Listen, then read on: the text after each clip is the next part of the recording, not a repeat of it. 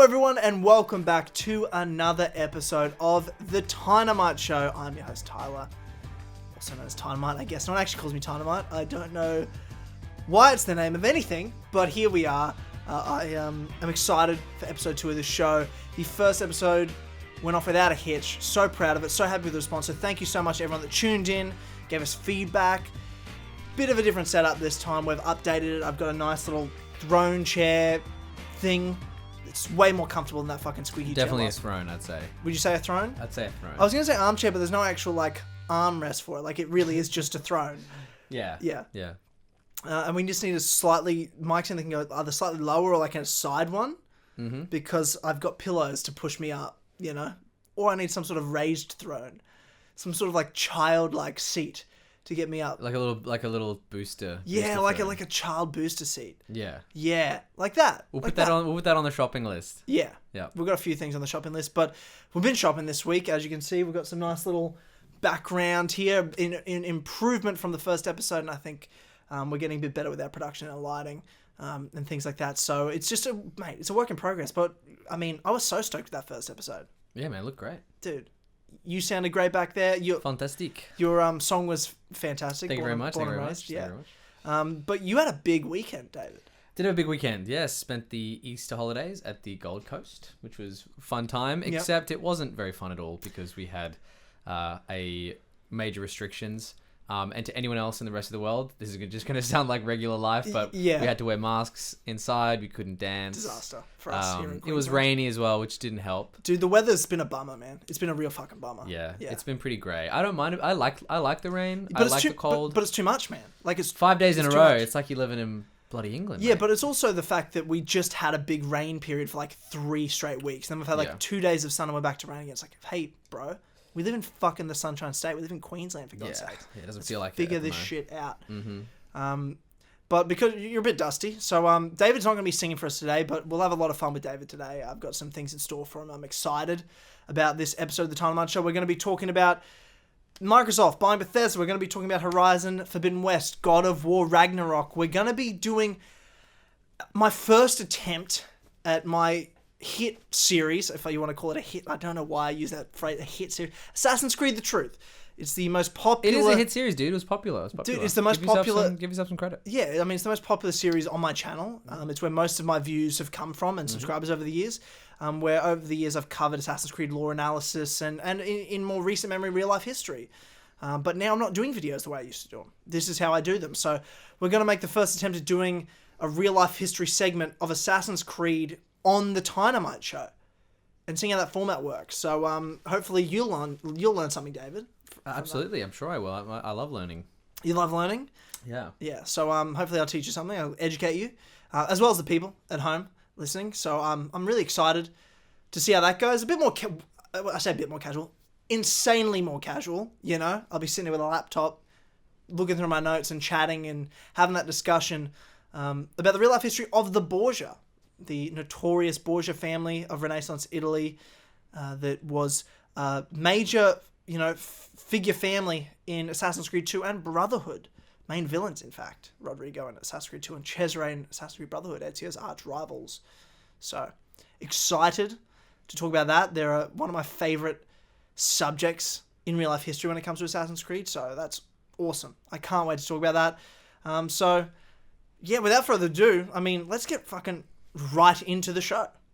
Microsoft have officially bought Bethesda. It's a sort of old news, but I've been hearing a lot of people wanting me to talk about it. I haven't been paying a lot of attention to it, if I'm being honest with you, but I've done a bit of research. I've done some digging. I've done some reading, and I thought I'm going to give you my thoughts because I've got a few things I want to say about this. Now, David, I'm not sure if you heard the news. Microsoft has bought Bethesda.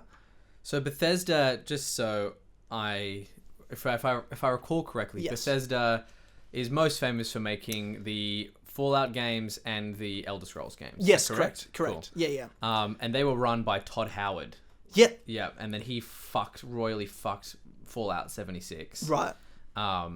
And yeah, Skyrim is obviously one of the greatest games ever made. Of course. But yeah, I didn't know that they were purchased. So the whole company is now under Microsoft. Yes, correct.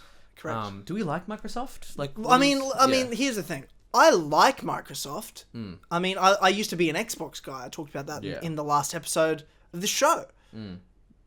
But they've been fucking up a lot. Yeah. With Halo and just trying to make that last generation console, the Xbox One, they were trying to make it, focus it on being some sort of like entertainment device for everything rather than a game console. And they missed the mark where Sony's like, well, we're going to make fucking awesome games and that's going to be our focus. And they just dominated because of that, because that's what people want to play on. They want to play, gamers want to play games. And Microsoft have got it now, but the problem is they've spent so many years not making games that we're now in this period where there's no Xbox exclusives yet. They're just telling us we've got things coming. And they've been making moves and they've gone and bought Bethesda. Now, a lot of people are upset, David, and in some ways understandably so, because they feel like, wait, no, it's not good. This is a third-party company that makes some of the biggest games in the world, or at least used to. You know, Fallout 4 was quite a disappointment for too many fans. That was still a decent enough game, but it was okay, man. It was okay. It was okay. Oh man, you know, when you play, I remember playing Fallout New Vegas, right, on like my shitty laptop in this apartment in Brunswick, and I remember just sitting down, and I didn't have a massive screen, I didn't have anything, and I played Fallout New Vegas, and I just fucking loved it so much. Dude. Still one of my favorite games of all time, for sure. Well, it was awesome. Over the years, Bethesda have sort of fallen down ever since, I'd say, Skyrim. After that, you know, they did an amazing job with that. One of the greatest games of all time, as you said earlier. And the thing is, people don't want those third-party developers. They're like, what's good about it being exclusive? You know, they're stopping certain gamers from being able to access those games, and they feel like it's like Microsoft being, like it's a dick move almost for a company that owns another company to make the game exclusive. And there's the questions of, well, is it going to be exclusive? People feel like they haven't been clear with what's exclusive, what's not exclusive. Is Elder Scrolls 6 going to be everywhere, but other games are going to be exclusive? Like, where does it stop and where does it begin? Well, I got a few thoughts. And the first one is, Bethesda doesn't just get bought because Microsoft decided to go up to their door one day and go, hey, we're going to buy you.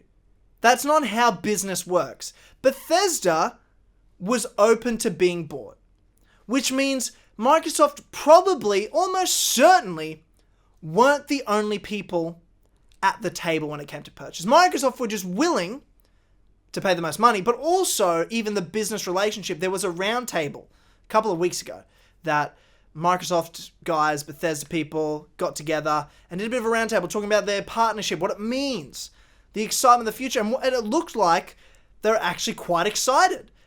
They obviously have quite a great working relationship with each other already. And that's nice to see. Maybe they didn't have it with Sony. Maybe there's other companies, not Sony, not Microsoft, but other game publishers that would have bought Bethesda. So someone was going to buy Bethesda probably. Companies don't just get bought because, right? So that's the first thing. So if someone's going to buy them, you probably want it to either be Sony or Microsoft, right? Or at least the company that you know Bethesda's going to work best with. And at least a positive to take from is that it looks like Bethesda and Microsoft actually are excited to work together. That's good. That's a good sign. I'd say that's a positive, David. The other thing is, I don't know if I'm excited about Microsoft owning Bethesda, but I'm certainly probably more excited than I would be if Sony had bought Bethesda. If Sony bought Bethesda, I'd be like, stop it. He's already dead. When it came to the Xbox, you know? It's like, well, what more does Sony need over Xbox? Like, it's just insane. What do they have left? Microsoft have got nothing. They're just getting absolutely pummeled already. What Microsoft are doing is making some moves to at least be like, oh, right, they've actually got some first-party exclusives, some platforms that make sense to build their brand, to build that loyalty, to build that association in your head that when you think of an Elder Scrolls game, you're going to now think of the Xbox. Companies do it all the time, even with third-party games.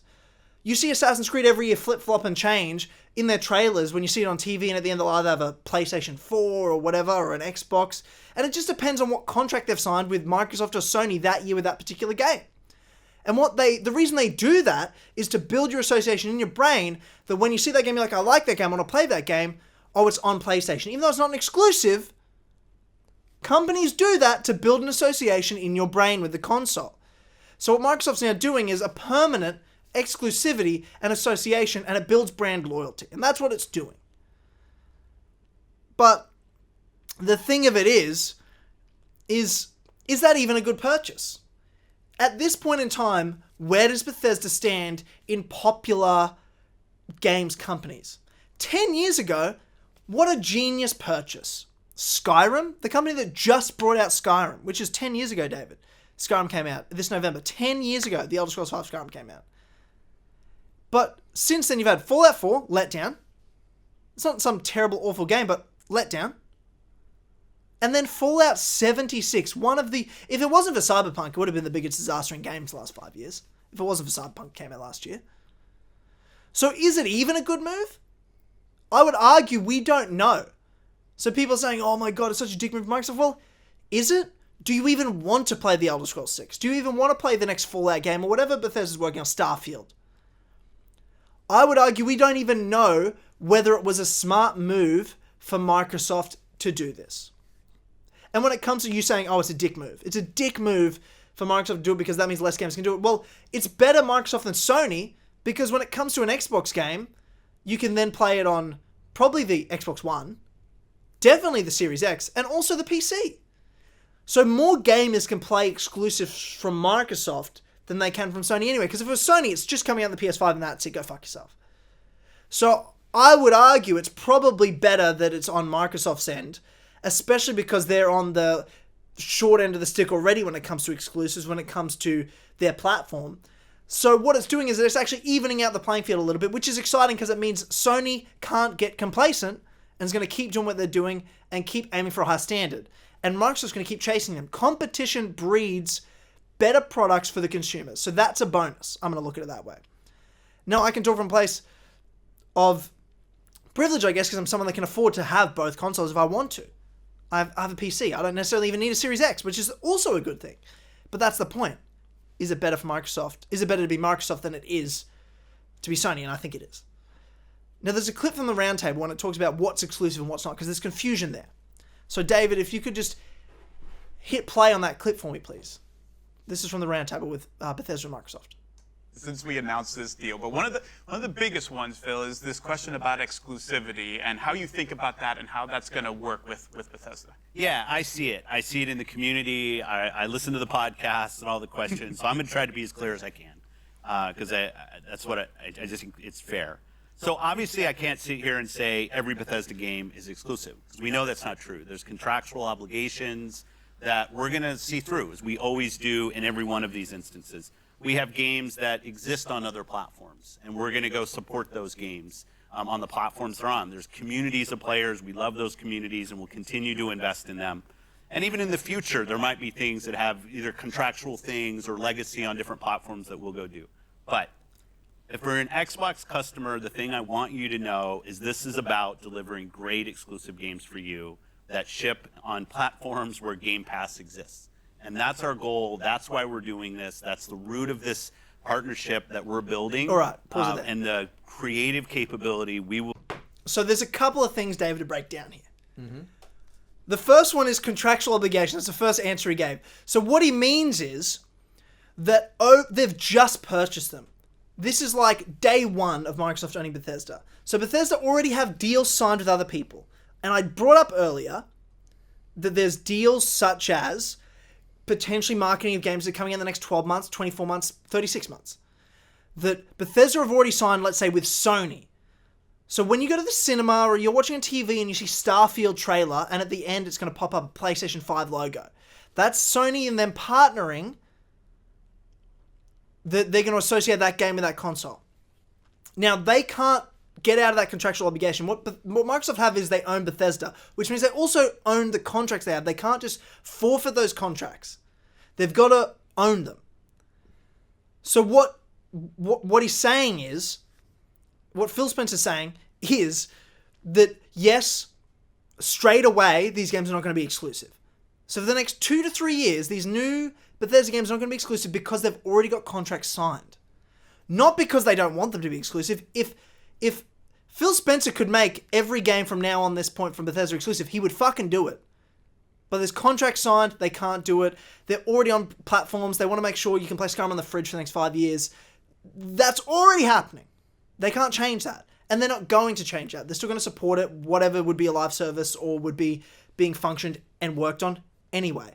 The point is, once those contracts are done, once they no longer need to support something on the Switch or something on the PlayStation, whether it's an online service like the Elder Scrolls Online and things like that, they're no longer going to. I'm sure the Elder Scrolls Online will stay on PlayStation because, like you said, legacy. And they still want people that have already been able to play it to continue to play it. But after those contracts are done and they've done their partnerships with Sony or whoever or Nintendo, wherever, every game from that point on is going to be exclusive, including the Elder Scrolls 6 most likely, to Xbox. Unless they've already got contracts signed, which isn't impossible, but it's probably unlikely. So what I'm saying is, to read between the lines here is, for the next couple of years, Bethesda's going to look like Bethesda always have, in terms of how they're partnering with people, other than you're going to get all your Bethesda games on Game Pass now, which is already a thing, which is great. But in a couple of years, you are no longer going to see new Bethesda games on anything but where Game Pass is, because Microsoft's focus is not the Xbox, it's Game Pass. And Game Pass is on PC and Xbox. So if you're a gamer, you have a PC, you have an Xbox, you're going to get Bethesda games, and they're going to be exclusive to Game Pass, to you, and that's going to happen over the next couple of years. Not straight away, but that's what is going to happen. Is it a good thing? I don't know. Only time will tell. Will Bethesda make good games? That's the question that needs to be answered first. So I think it's better them than anyone, if I'm going to be honest, just purely because more gamers can play that than anyone. And clearly, Bethesda and Microsoft seem to like working together. So it's exciting. That's my thoughts on Microsoft buying Bethesda. Let's talk about some Sony exclusives for a minute, because it's 2021, and supposedly Horizon Forbidden West and God of War 5, God of War Ragnarok are coming out this year. Could have fucking fooled me, because since the announcement trailer for Horizon Forbidden West, since the teaser trailer for God of War, both last year, we have seen nothing of either of those games. State of Play just went by a couple of weeks ago, and we got nothing from either of those games. Now, where are they? That's my big question. Where the hell is Horizon Forbidden West? Where the hell's God... Well, I was going to say, where the hell's God of War? I'll tell you where God of War is. Not coming out in 2021. Even when the trailer for God of War came out, when the teaser happened, like, it was a big shock, because I was like, wow, I was not expecting them to tease God of War this soon. And then at the end of the trailer, which was barely, it was literally a teaser. It was just a logo and Kratos' voice and some music. That was all you got from it. There was no gameplay. There was no pre-rendered footage. There was no CGI. It was just a logo. And that was it. And then at the end it goes 2021. Ragnarok's coming 2021. And I was like, but no, it isn't. Because obviously it's not. God of War, one of the greatest games of all time. I would say the best game ever made. The closest game to perfect I've ever played. That game came out in 2018. Now, maybe 10, 15 years ago, it took 2 to 3 years to make these AAA games, but it takes way longer now. It takes more people and way longer with technology to make these games of the quality a consumer today expects. They're not making a sequel to that God of War in 3 years. They're just not doing it. 5 years? Yeah. 4 years? Fucking maybe. I'd be a little stressed still. The soonest I expect God of War 5, God of War Ragnarok, whatever it's going to be called, to come out would be, I'd say, end of 2022. Mid 2022 at the earliest. Like, surprised. And I knew that even when they teased it, as soon as it said 2021 on the end of the trailer, I knew. I was like, it's not coming. There's no chance that comes out in the next 12 months. There's fucking no way. And we're in April now, when we've seen not a single screenshot image of this game. It's not coming out in 2021. It's just not happening. Now, Horizon Forbidden West. That's a game that came out 4 years ago. Over 4 years ago now. Horizon Zero Dawn, I should say. Now, Forbidden West, we've seen a trailer. We've seen how it's going to look in-game and in-engine. Looks amazing. But we've seen nothing else or heard nothing else since. Now, I do think Horizon Forbidden West is going to come out in 2021. I think it's going to come out right at the end of the year, at earliest, and even potentially early 22. Early 22. Probably the latest. You know, a good 5-year development cycle for that game. Perfectly reasonable. But here's my problem. Where is it? Why have we not seen another trailer, another mention of Horizon Forbidden West? I feel like that's a game that needs to be talked about. I don't feel like there's a lot of games in the news right now. And I don't know if that's a COVID thing. I don't know if that's there's been development issues due to COVID, and initially promised release dates aren't looking great. Fuck, maybe they're really just focusing on nailing the game. I don't know. But from what I've seen in the past, it just doesn't make sense to me. I'm wondering where the hell is it? Is something wrong? Because it's not like Sony to not have a bit more notice and a bit more marketing going into it. They announced it with a trailer, they had some images, they had some news, and they had some words said. And since that day, crickets. And it's coming out in the next few months. I don't think it's the end of the year. It's April. It's going to come out in what, October, November? That's 6 months away. That's not that far. That's going to come up. And we've heard nothing about it. No actual release date, just the year it's coming out. So where is it? I believe that unless we see it in April, May, in the next state of play at the very least, we're not going to see Horizon Forbidden West until 22. And even then, I actually do believe when we see Horizon Forbidden West, they're going to tell us it's coming out in November. I believe the next trailer that comes out for Horizon Forbidden West, they're going to say November 2021. And it's going to be a bit more of a story trailer, similar to what we saw with the announcement, just a bit more rich in detail with what this story's really going to be about, a bit more character to it, rather than that sort of vague overtone that first trailer gave. And then it's going to say November 2021. But for my money, this game's going to get delayed. There's something off. I don't know. Is it just me? Let me know. I just feel like there's something off here. God of War, no fucking question. As soon as I saw the teaser trailer, there's no fucking chance it comes out in 2021. There's no chance. I'll eat my shoe if it comes out this year, David. I will eat my fucking shoe. I'll eat it. Not this shoe. I really like this shoe. It's a nice boot, but... That's a lot of shoe to get through. It's a lot of shoe. Another shoe. Some sort of shoe that I own. I'll eat. But not this shoe. It's an expensive, nice shoe. It's a leather boot. It's good. I don't know why I'm wearing it inside. You can't even see it on camera. But still, David. So you don't think it's going to come out this year? No chance God of War comes out this year. Man. Oh, God of War. No chance. Horizon Forbidden West, there's a chance, but I don't see it happening. Have they scheduled God of War to come out this year? Dude, they did a teaser, and they're just like, yep, 2021, it said at the end. And I'm like, 2021 what? 2021, you're actually going to show us gameplay, and it's going to come out in 2 years from now? I believe fucking that. Not a shot it comes out this year, man. Forbidden West, there's definitely a chance. I still think I'm smelling fart. You know what I mean? You know when you told me last week that Odyssey was rated 9.2 from IGN and I smelled fart? I'm smelling fart again, David. I'm smelling fart. People, yeah, I don't know.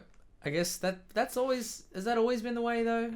Or is this a relatively new concept, the idea of saying this is going to be released and things get delayed? It's not a new concept, but, like, people really believe it's coming out this year. And at first, it makes sense for Forbidden West timeline-wise that it's had plenty of development time. But dude, I'm smelling fart, man. And I feel like they're going to tell us it's coming out the next time we hear about it. And they're going to give us a date. I just think February, March 2022, pretty much on the 5-year anniversary of Zero Dawn, that's when I think Forbidden West coming out. And the soonest you're going to see God of War come out is fall 2022. That's all I'm saying. Where is it? I don't fucking know, but I'm smelling fart, and there's going to be delays. Neither of these games, I think, are coming out in 2021. And if they are, I'm concerned. That's just how I feel. All right, the Assassin's Creed The Truth. David's series I've done for a long time. I've done, I think, almost 30 episodes over the years, analysing ridiculous, crazy theories in Assassin's Creed lore and predicting the future of the games, and sort of got over that. So I started doing real-life history videos. I did one on the real-life history of the Assassin Order, where they came from. I did one on the Villa Auditore and Monteriggioni, the small towns. They're the only two I did, and I really enjoyed them. There's so much work. And, it's the reason the show exists is because I've sort of struggled and not enjoyed the process of making videos the way everyone else sort of does them, and the way I thought I had to do them. That's why we're doing this. So I want to try to still bring this concept people love of history, and I love history, into this show. And talk to you about it. So, Do you remember the Borgia family from Assassin's Creed 2 and Brotherhood? It's been a while since I've played. Hang on. I got my laptop Yeah. on my lap here. I want to show you a picture. yeah. I want to show you a picture of him. Yeah, I remember. jog I your remember the memory. main. What's that? The main guy. He's kind of fat. He's Rodrigo, got but yeah, perfect. Rodrigo yeah, Borgia. that's the guy I remember. He's kind of pudgy. He's got some facial hair. He wears this little robe. Yeah, man. Yeah. Hang on, I'll pull you up a nice image here. He's one of the main villains, isn't he? Yeah, they're the main villains of pretty much Assassin's Creed 2 and Brotherhood. Oh god, this is not a great image, but this is remember them? Oh yeah. Yeah. Cool. Oh, I remember that young son as well. Yeah, Cesare. So this is I want to talk about they're crazy. So they're real family. Real family, man. And so everything that we see, all the family dynamics that we see in Yeah. Assassin's Creed is based on is documented fact. Well, okay. I would say documented, but I wouldn't say facts here when it comes to the Borgia, because the thing about history, especially, I feel like the Renaissance were an interesting time period, man, where it's after the Enlightenment. Yeah. So the fucking printing press exists. People are reading books. People know shit, man. Fucking Da Vinci's there, the guy, that invented homosexuality, as we talked about on a stream the other day. It's true.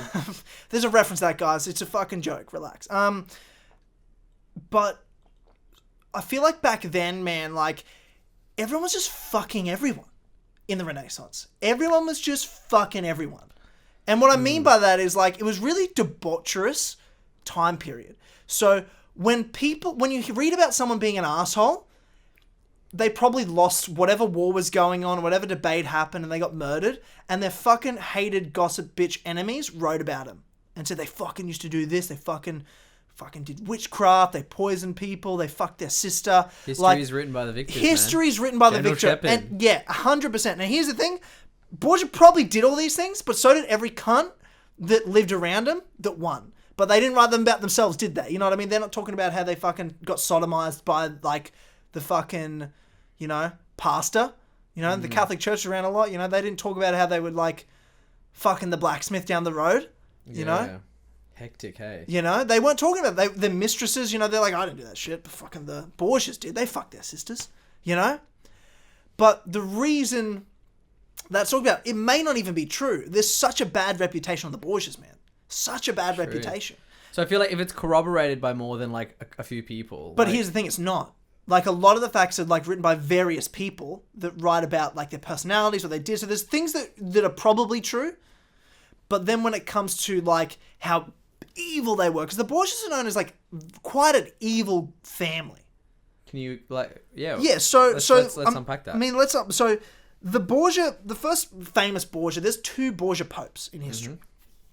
The first was Alphonse de Borgia, 1378 to 1458 he lived, and he reigned as Pope Calixtus III during that time. So the Borgia are a Spanish family. They're from Spain. So there's the first thing the Italians fucking hate about them.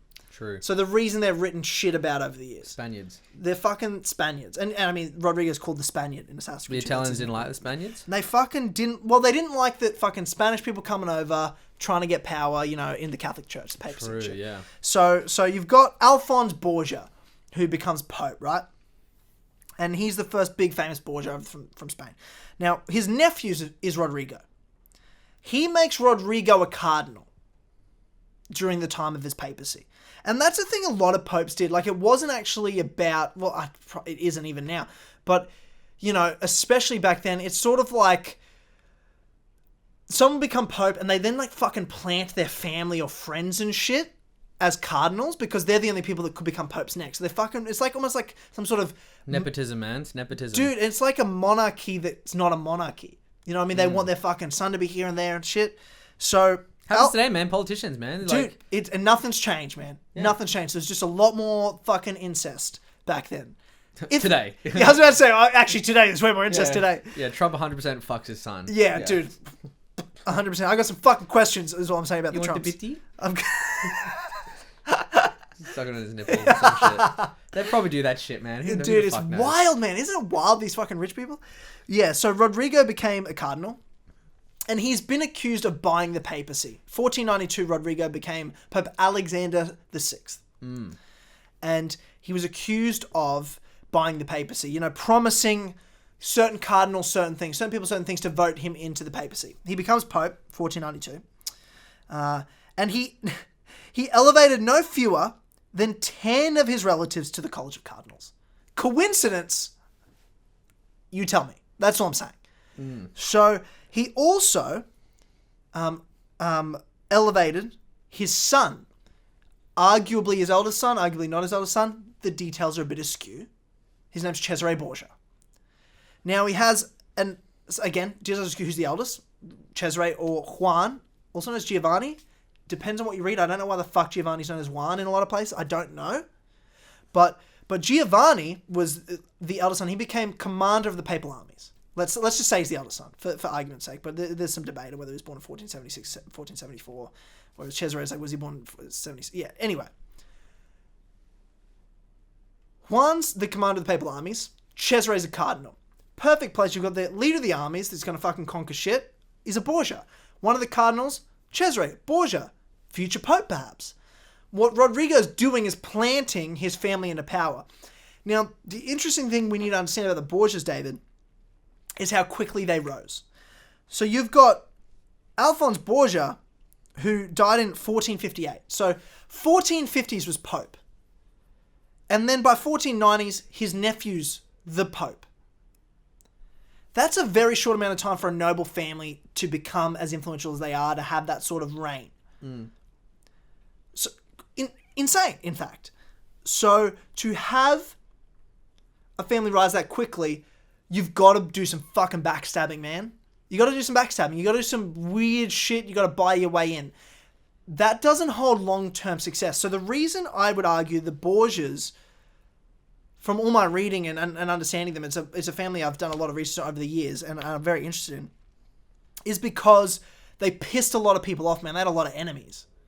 They just had so many enemies.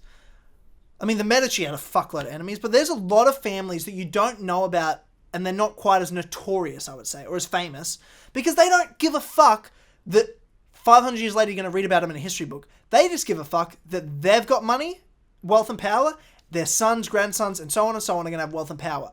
So they did it fucking slowly, man. The real slow game. So they just fucking played it quiet, didn't piss people off, slow game. But they're the noble families. So the reason the Borgias are so hated is because they fucking piss a lot of people off. It's the first thing. So that's why you hear about these stories about Lucrezia Borgia did this. She slept with her father and brother. She's poisoned people. She's a witch and all this shit. Was it true? There's no real concrete evidence that any of those things happened, actually. A lot of it was written actually about her first husband that was annulled, that marriage was annulled. Lucrezia was actually married 3 times. But we'll get into that. But the thing is, Rodrigo is quite known for his promiscuity. So he had a lot of children while he was Pope. With a lot of different women, and apparently they're like the fucking, what's a hot chick? What's like a known, like, she's like, when you think of like the most beautiful woman in the world, like celebrity. Oh, like Mila Kunis. Mila Kunis? She's hot, dude. Yeah, what is this, 2005? What do you mean? 2005? 16 years ago? Mila Kunis? She's not that old. Mila Kunis?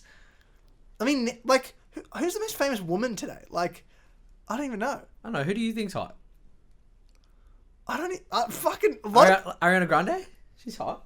I mean, I guess. She looks 12, but... I don't know, man. Well, like... I mean, even that's like Miranda Kerr. Like 10 years ago, you'd say like Miranda Kerr. You know Miranda Kerr. Dude, she's smoke show. You know what I mean? Smoke show. Smoke show. I don't know, man. I don't know. Meghan Markle. She's pretty hot. Beautiful. Yeah, Gorgeous. sure. Yeah. I mean, but she's like, I feel, oh God, people are going to say, I feel like she's a classy person. Yeah. I don't mean like, you know, in the you don't have, but that's the thing. Marilyn Monroe. You know what I mean? Back in the day. Okay, so I said Mila Kunis. No. I mean, what I'm saying is like, it's the Marilyn. She's dead, right? Yeah. You love a dead what chick. the fuck? News to me. I mean, like, at the time, she's like, you know, where you think of like a sort of notoriously famous, beautiful woman. Oh yeah. That's like in that time. Oh yeah. That's who Rodrigo is fucking. You know what I mean? So he's like JFK. He's JFK. Rodrigo's JFK. Okay. Rodrigo's that makes more JFK. sense. I think Someone just clip that. name a hot chick. Rodrigo Borgia's JFK. Someone clip that. Holy fuck. It's all the rum I'm drinking. So he had mistresses like that. Giuliana Farnese. She's a famous one. A famous, beautiful woman that he had multiple children with. And she was renowned as one of the most beautiful women of the day. The Monroe of her time, one might say, in Rome. So that was the sort of behavior, man. But people always bring that up with Rodrigo. They're like, he did this, he did that, he did this, he did that. But fucking so did every other pope. But no one talks about it because, people do talk about it, but not as much, right? But like, it's like a big thing they're known for. Like these orgy parties that probably never happened. But they're all written about by these people that fucking hated them. That's the interesting thing I think I've learned most about the Borgia is that all these things that made them famous, all these things you read about, they're like, man, they're such a notorious family. Wow, they're like crazy. Of course, they're villains of Assassin's Creed. It's like, probably none of it happened. I'm sure they were fucking cunts. And I'm sure Rodrigo was, having sex with all these women, having children, just being a terrible guy. But so were all the other popes. The thing about Cesare, though, is there's a lot of stories that came out that he killed his older brother. And then, so he could not be cardinal anymore and then become the commander of the papal armies, which he did become. But again, it makes no sense. There's more evidence that his younger brother did it because Juan was having an affair with his younger brother's wife. Whereas Cesare being cardinal was important to that family. For the future of that family. It made no sense for Cesare to not want to be pope later in life. Like, it actually made no sense for the family. And there's no real evidence, but people accuse Cesare of doing it. There's a lot of stories written about it. Cesare was known as quite a handsome, quite a famous man. And quite a well-to-do guy. Not like a good guy, but like confident. Got shit done, man. Got shit done. And but like his father, was very ambitious. Not necessarily to become pope, but once he was commander of the papal armies, man, he was like, I'm going to carve out a fucking empire here. His, wars against the Sforza in Romagna, like those central northern Italian regions, like in Milan, like he was fucking them up. He had a lot of control over the years of the papal armies between, the late 1400s, 1497, I believe, was when Juan died, to 1503, when Rodrigo died. Cesare was... He was getting shit done, man. But he made a lot of enemies. And the problem was, when Rodrigo did die, he was pretty much forced to abandon the dream. He managed to influence who the next pope was, that would keep all his titles and everything. But that guy died like a month later. And then he fucking had barely any allies. And in the end, Pope Julius II, who was the next pope in after that, apparently made promises to Cesare, and then once he was in pope, just fucking hated the guy. And, wanted him arrested. Cesare ended up having to, like, leave Italy and go back to Spain and run away. And he made some allies there, but in the end, he died in Vienna in a castle in Spain in 1507 because King John gave him an army of 10,000 to command to take a castle, and I think he made some promises. If you do this, then I'll give you, I'll help you take back control in Rome. And in the end, Cesare died, and with that, the Borgia family pretty much dissipated, man. Like, they went from the most powerful family in the world for like a decade to nothing, like almost non-existent on the map, man. That doesn't happen unless you're fucking hated. Like, people wanted to erase them. People didn't like the Borgias, man. So was it true that Cesare was fucking Lucrezia's sister? And so was Rodrigo? I don't know. There's apparently not a lot of evidence for it. But what you can take away is Cesare was a really ambitious guy. Rodrigo, really ambitious guy. But they were probably also selfish, because you've got all these other nobles that are like, I don't mind, I don't need to be pope, I just want to be rich, I want my children to be rich, I want their children to be rich, and so on and so on. Whereas Rodrigo's like, I don't care if my children are rich or their children are rich, I only give a fuck if I'm the pope and I'm in power. Like, they wanted the ones to have done everything, and because they rose to power so quickly, because they were just such in a rush to grab it, they lost it all. And when they lost it all, they lost it hard. Swift rise, and in some ways an even swifter fall in a lot of cases. And then it comes to Lucrezia Borgia. She married 3 times, all for political reasons, of course. First marriage was annulled. Apparently they didn't consummate the marriage. Fucking doubt it. Bullshit. Second husband was murdered by Cesare's servants, so that was great. There's definitely, the family was close. Let's just say that, David. Let's just say the family's fucking close. Family's fucking close. But apparently, after, her father and her brother died, Lucrezia was her third marriage. She was quite, it managed to last pretty much until her death. She was a duchess and had a pretty comfortable life at court. She found the one, man. Dude, she found the one, man. She was like... When you know, you know. She's not getting fucked by her brother and dad anymore. She got away from that shit. She found the one and... Well, probably the best thing that ever happened to her is they died, to be fair. Yeah.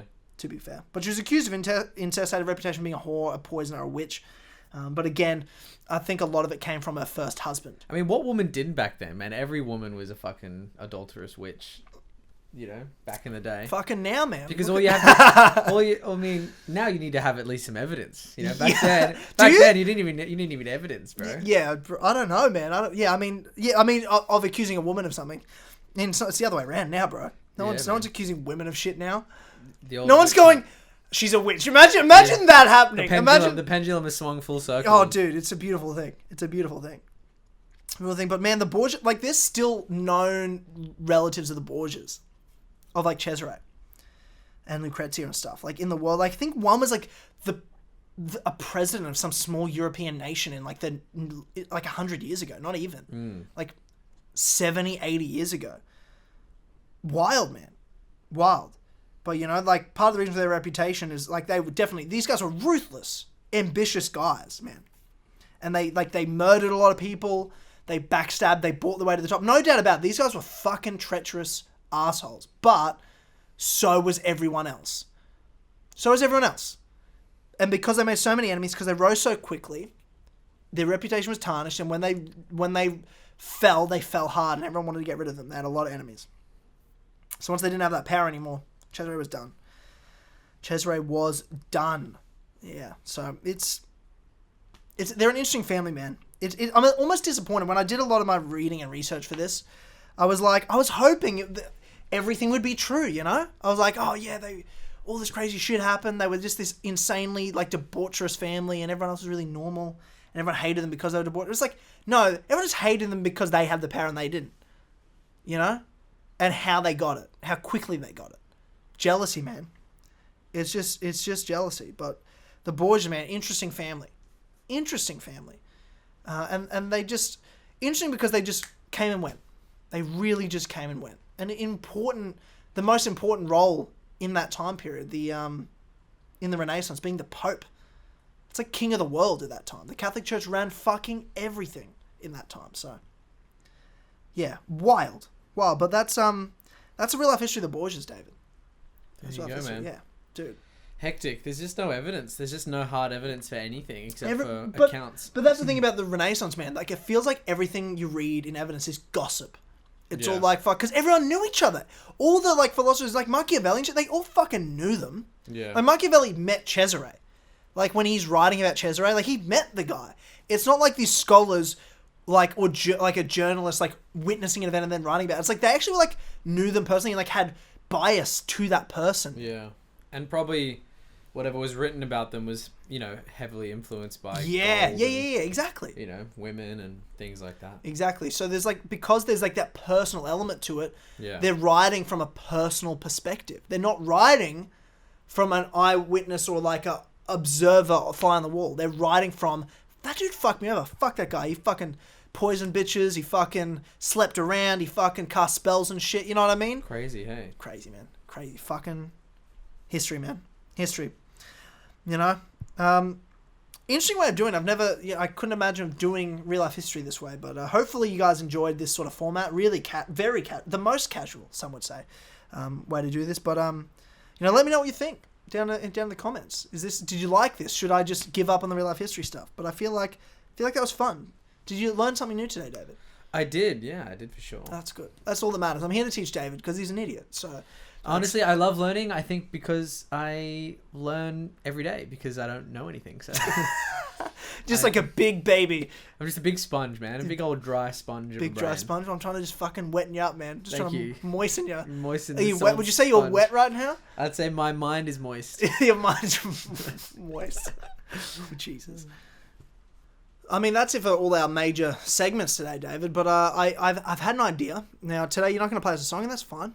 That's fine. But I do feel like music's a big interest of mine, and obviously you're a musician. I feel like you being on the show, we need to talk about music. Have a little music update. Yeah, well, a music update, talking about a musician, what's going on. Like, what have you been listening? Is there any new music you've been listening to? Any new artists you've sort of like... Oh, bro. Dude, yes. Like, when I was driving to the coast... Yeah.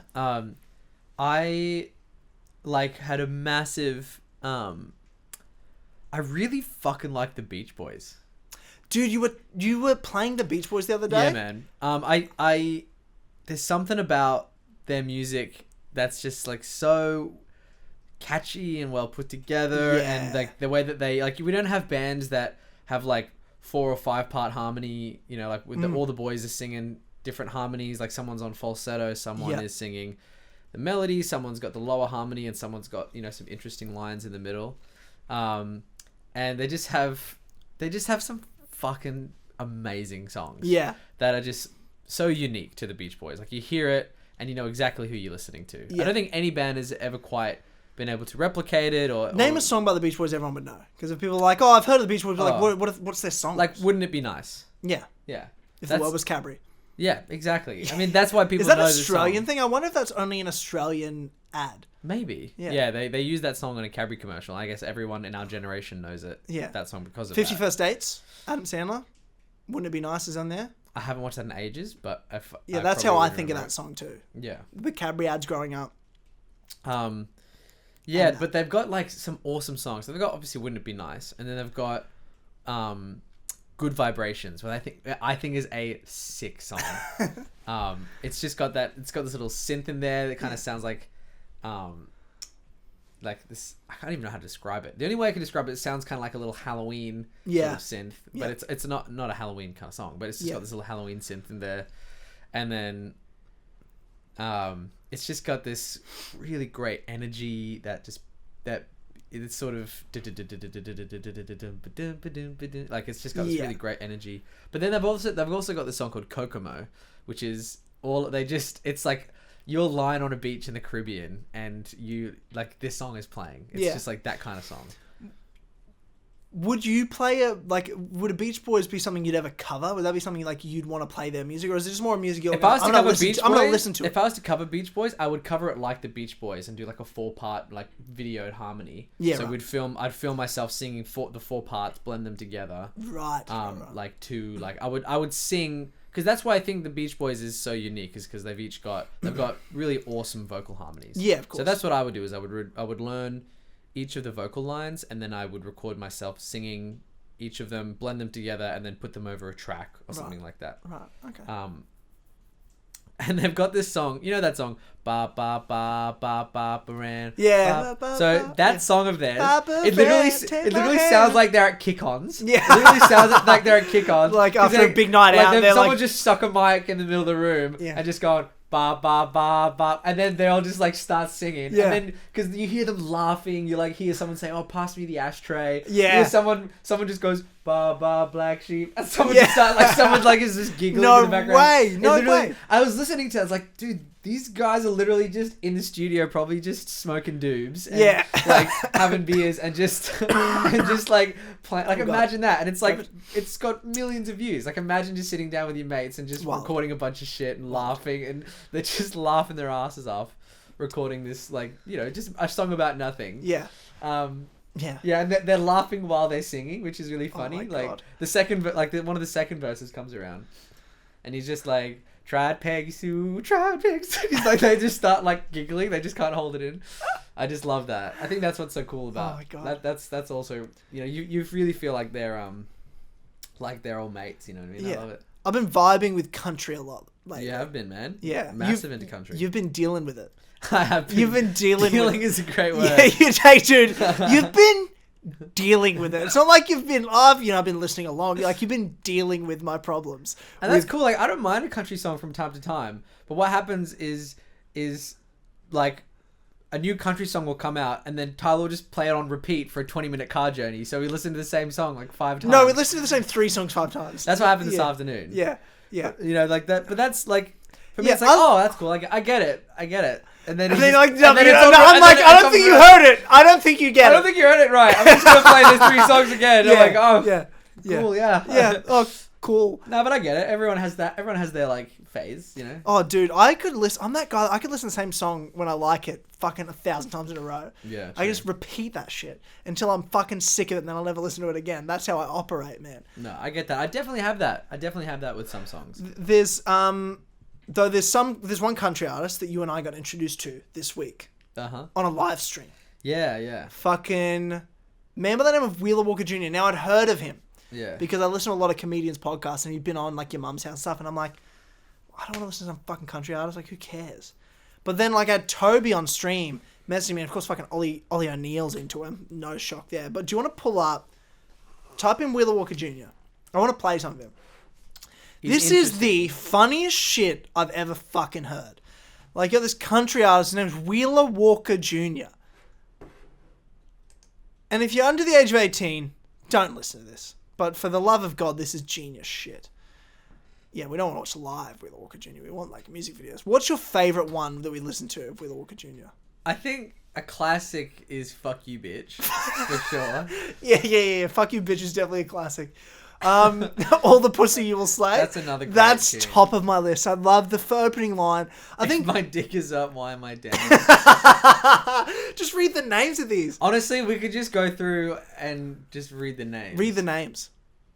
So This is the time to do this guy. I love it. It's "Fuck You, Bitch" in brackets explicit. No shit. No shit. It's explicit. There's "Sit on My Face." Yep. I like smoking pot in brackets a lot. But dude, here's the thing. Here's a wild part about Wheeler Walker. Like, it sounds like a parody. It sounds like that dude that's like just doing a character and a joke. And the thing is, he is. But also, the production millions of dollars is being spent on this guy. Yeah, the production value is. Does he sell high. out shows? I don't. Maybe this guy is just super rich. What's actually go back? Look at him live. Does he like what audience is he playing in front of? Live at MSG? No, I'm just kidding. No, I was gonna, Yeah, like, that's a who? drop. How big of an audience does he sell to? Like, who's buying tickets to that, man? Like, is it just like a club? That makes sense to me, because you'd watch him and laugh. I but honestly think he's just at clubs. Hey. would you like if he was in Brisbane? We're going. Oh, You know what I 100%. mean? Like, I would pay tickets to see. This is fucking hilarious. It would be a fun night out. I feel like you just get pissed. Dude, he did a massive segment on your mama's house. Unplugged. What is it? What? Give me some more song names.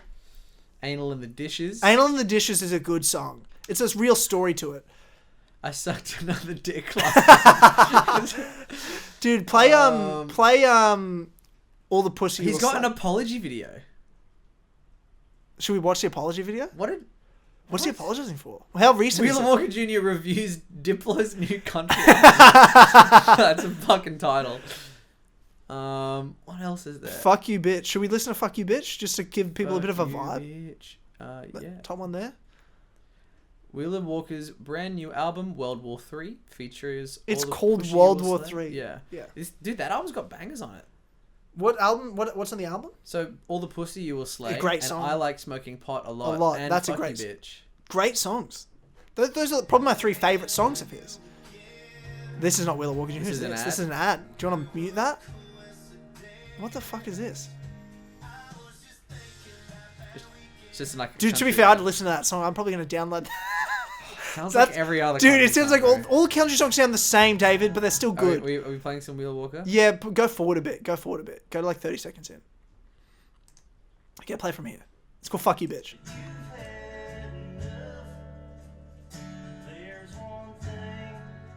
So he's singing about a breakup. He broke up with this girl. He loves her. Before you leave, he wants to say one thing to you. Ready? You got it? Dude, wild.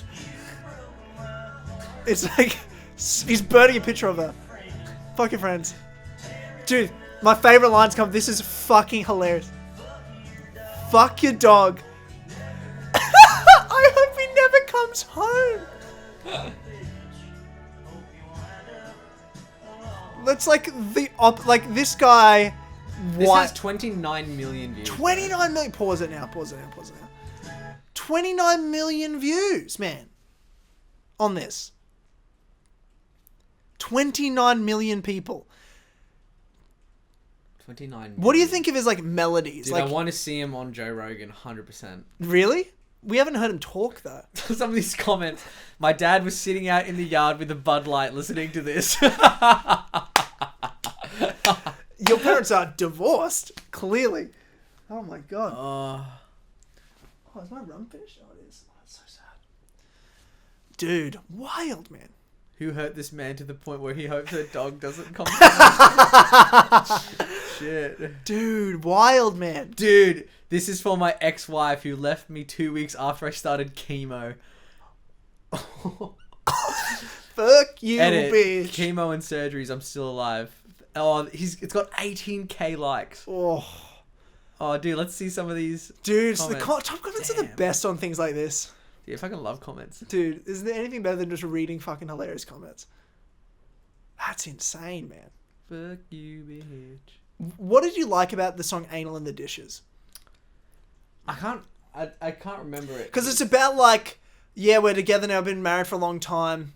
So we're like doing dishes, like we're doing like mundane shit. Like, so he's like, yeah, we do mundane shit, but we still do anal. Like that's what the song's, that's the story of the song. Oh, okay. Yeah, but we're still fucking up the ass. Let's see if there's any other. Dude. My ex-girlfriend who left me for her drug-using abusive ex-boyfriend messaged me talking about how she's having second thoughts. I sent her this link. That's fair, hey.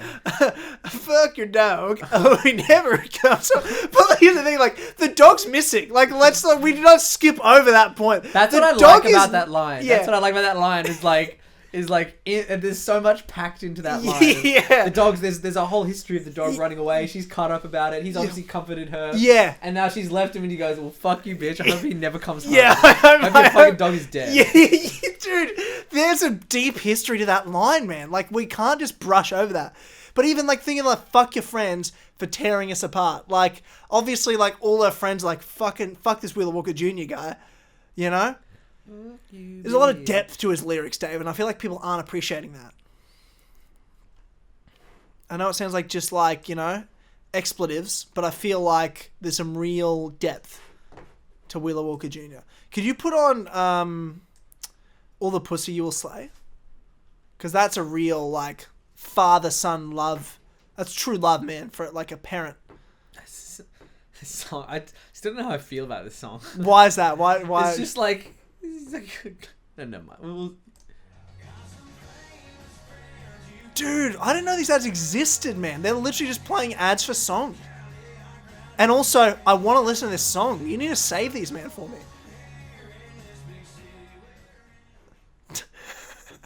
I love country, man. I don't know what it is.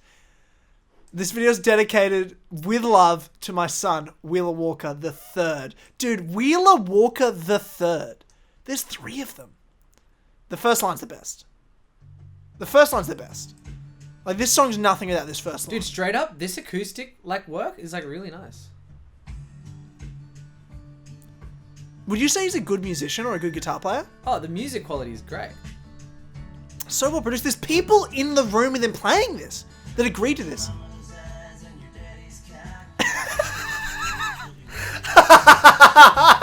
You've got your mama's eyes and your daddy's cock. Literally a song about his son having sex with a lot of girls when he's older. Pause it. Dude, how are these musos not like cracking Like, up there's laughing? legit 6 guys around him playing instruments. And no one's laughing. Everyone's like, this is a legit That's the top song. comment, like funny as shit. Musicians are really talented playing to these crazy ass lyrics. You've got your mama's eyes and your Some daddy's... shit commented, I'm pregnant with a boy, I put my phone on my belly and play this for him. What the fuck? Wow. The most beautiful father-son ballad of all time. Oh my god. One day I want you to play a Wheeler Walker song on this show. You got your mama's ass and your daddy's cock. It's the way he says cock. Yeah. Daddy's cock.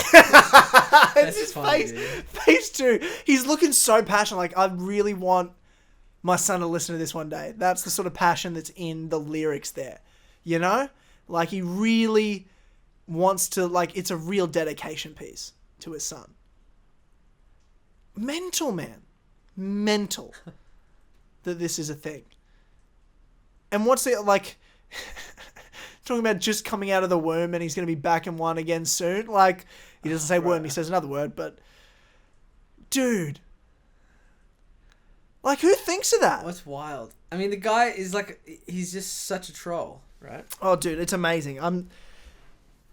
Amazing. What a discovery. What a discovery.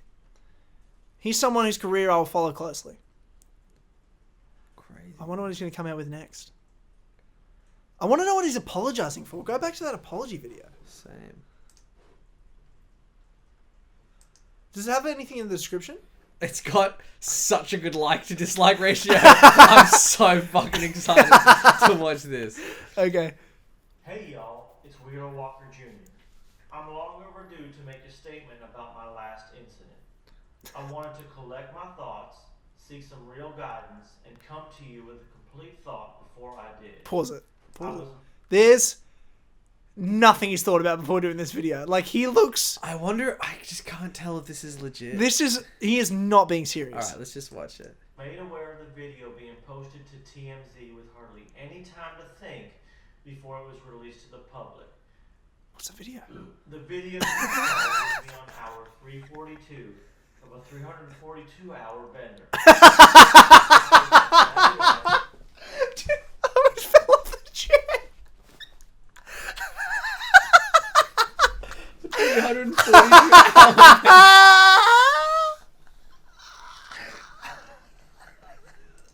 Regular natty, crank, crack, CBD, marijuana, wine, Jack Daniels, Maker's Mark, ecstasy, cocaine, Monster Energy drink, and Previs. What's the last one? I ate a balloon. What was the last one? And I What was the last one? Go back. Oh my gosh. What was the last one? What's the... I ate a balloon full of Tide Pods and a floated wine cooler into my eyes. I'm not proud of the language I use.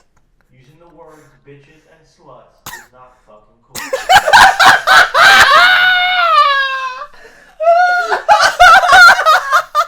Who the fuck is this guy? I let down my lawyer. I let down my manager. I let down my accountant. Shit. I let down enough Jews to fill up a synagogue. Holy fuck! What's happening? NOOBAS, the National Organization of Bitches and Sluts, and promise to stop using language that offends these skanks. The point I've learned is that it matters. My words matter. When a guy's sucking my dick and I use a gay slur at him, it is not cool. Do me a favor and I treat him like shit.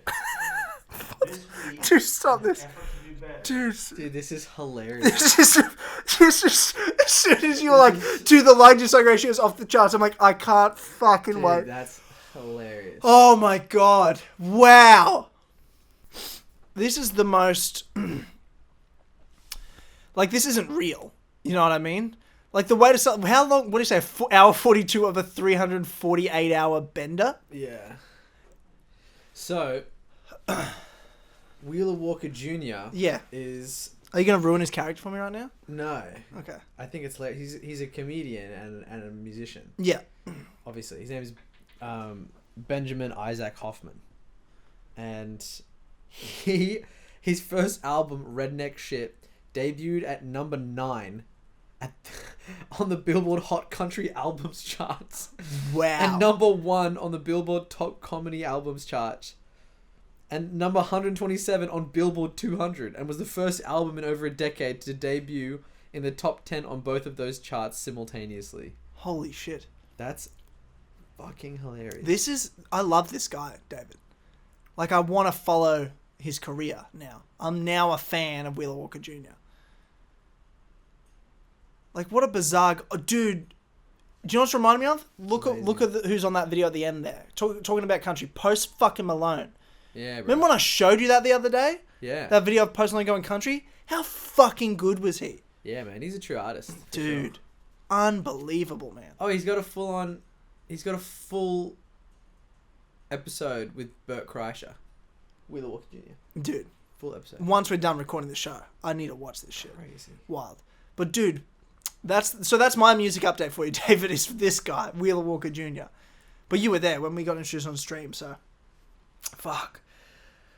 Going forward, like, I want to do this more, like, it probably won't be as funny as this when we're talking about music, but like to give, updates on, I know we've got a new John Mayer album coming out in the next couple of months. When you've got music coming out, talk about what's going on, what we're listening to, and then maybe you, like, if we're talking about an artist specifically, you come and play a song or one of your songs. So, like, I want to be able to talk a bit about music. I know we've got everyone loves music, and we've got so many fans of our type of music through, the community and this show. So I want to continue to grow that as part of the Tynamite show.